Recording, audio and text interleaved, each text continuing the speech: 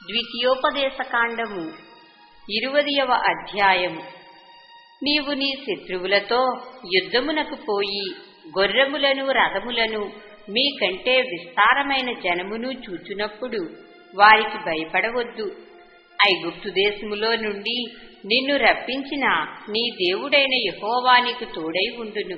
అంతేకాదు, మీరు యుద్ధమునకు సమీపించినప్పుడు యాజకుడు దగ్గరకు వచ్చి ప్రజలతో ఇలాగు చెప్పవలెను: ఇశ్రాయేలీయులారా వినుడి, నేడు మీరు మీ శత్రువులతో యుద్ధము చేయుటకు సమీపించుచున్నారు. మీ హృదయములు జంకనీయకుడి, భయపడకుడి, వణకకుడి, వారి ముఖము చూచి బెదరకుడి. మీ కొరకు మీ శత్రువులతో యుద్ధము చేసి మిమ్మును రక్షించువాడు మీ దేవుడైన యెహోవాయే. మరియు నాయకులు జనులతో చెప్పవలసినది ఏమనగా, క్రొత్త ఇల్లు కట్టుకొనినవాడు గృహప్రవేశము కాకమునుపే యుద్ధములో చనిపోయిన ఎడల వేరొకడు దానిలో ప్రవేశించును కనుక అట్టివాడు తన ఇంటికి తిరిగి వెళ్ళవచ్చును. ద్రాక్షతోట వేసి ఇంక దాని పండ్లు తినక ఒకడు యుద్ధములో చనిపోయిన ఎడల వేరొకడు దాని పండ్లు తినును గనుక అట్టివాడును తన ఇంటికి తిరిగి వెళ్ళవచ్చును. ఒకడు స్త్రీని ప్రదానము చేసుకుని ఆమెను ఇంకను పరిగ్రహింపక మునిపే యుద్ధములో చనిపోయిన ఎడల వేరొకడు ఆమెను పరిగ్రహించును కనుక అట్టివాడును తన ఇంటికి తిరిగి వెళ్ళవచ్చును.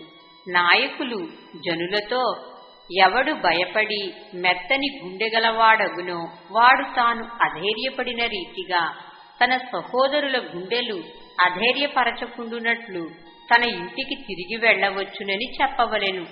నాయకులు జనులతో మాటలాడుట చాలించిన తరువాత జనులను నడిపించుటకు సేనాధిపతులను నియమింపవలెను.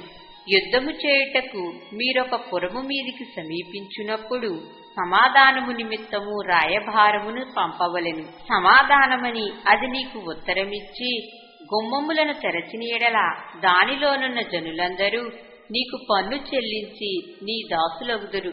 అది మీతో సమాధానపడక యుద్ధమే మంచిదని ఎంచిన ఎడల దాన్ని ముట్టడి వేయుడి. నీ దేవుడైన యెహోవా దాన్ని నీ చేతికి అప్పగించునప్పుడు దానిలోని మగవారినందరినీ కత్తివాత హతము చేయవలెను. అయితే స్త్రీలను, చిన్నవారిని, పశువులను, ఆ పురములో ఉన్నది యావత్తును, దాని కొల్లసొమ్మంతటిని నీవు తీసుకొనవచ్చును. నీ దేవుడైన యెహోవా నీకిచ్చిన నీ శత్రువుల కొల్లసొమ్మును నీవు అనుభవించుదువు. ఈ జనముల పురములు కాక నీకు బహుదూరముగా ఉండిన సమస్త పురములకు మాత్రమే ఇలాగును చేయవలెను. అయితే నీ దేవుడైన యెహోవా స్వాస్థ్యముగా నీకిచ్చుచున్న ఈ జనముల పురములలో ఊపిరిగల దేనిని బ్రతుకనీయకూడదు.